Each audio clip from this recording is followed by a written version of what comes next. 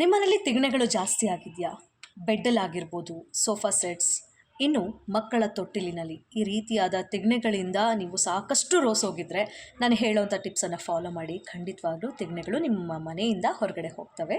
ಮೊದಲಿಗೆ ಪುದೀನವನ್ನು ತೆಗೆದುಕೊಳ್ಬೇಕು. ಒಂದು ಬಟ್ಟಲಷ್ಟು ಪುದೀನವನ್ನು ತೆಗೆದುಕೊಳ್ಳಿ. ಅದಕ್ಕೆ ಪಚ್ಚ ಕರ್ಪೂರ ಬರುತ್ತೆ, ತುಂಬ ಪ್ಯೂರ್ ಕರ್ಪೂರ.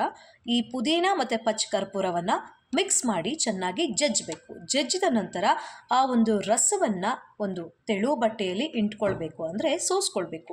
ಸೋಸ್ಕೊಂಡ ನಂತರ ಸ್ಪ್ರೇ ಮಾಡುವಂಥ ಬಾಟಲ್ಗೆ ಈ ರಸವನ್ನು ಶೇಖರಣೆ ಮಾಡಿಕೊಂಡು ಎಲ್ಲೆಲ್ಲಿ ತಿಗಣೆಗಳು ಹರಡ್ಕೊಂಡಿದೆ ಆ ಒಂದು ಜಾಗಕ್ಕೆ ಸ್ಪ್ರೇ ಮಾಡ್ತಾ ಬಂದರೆ ಖಂಡಿತವಾಗ್ಲೂ ಈ ಒಂದು ತಿಗಣೆಯಿಂದ ನೀವು ಪರಿಹಾರವನ್ನು ಕಂಡುಕೊಳ್ಬೋದು, ನೆಮ್ಮದಿಯಾಗಿ ನಿದ್ದೆಯನ್ನು ಮಾಡ್ಬೋದು. ನಮ್ಮ ಹಿರಿಯರು ಹೇಳೋ ಪ್ರಕಾರ ಮನೆಯಲ್ಲಿ ತಿಗಣೆಗಳಿದ್ದರೆ ದರಿದ್ರ ಬರುತ್ತೆ, ದುಡ್ದಂಥ ದುಡ್ಡು ಕೈಯಲ್ಲಿ ನಿಲ್ಲೋದಿಲ್ಲ, ಸಾಕಷ್ಟು ಕಷ್ಟಗಳು ಬರುತ್ತೆ ಅಂತ ಹೇಳ್ತಾರೆ. ನಿಜಕ್ಕೂ ಇದು ಸತ್ಯ.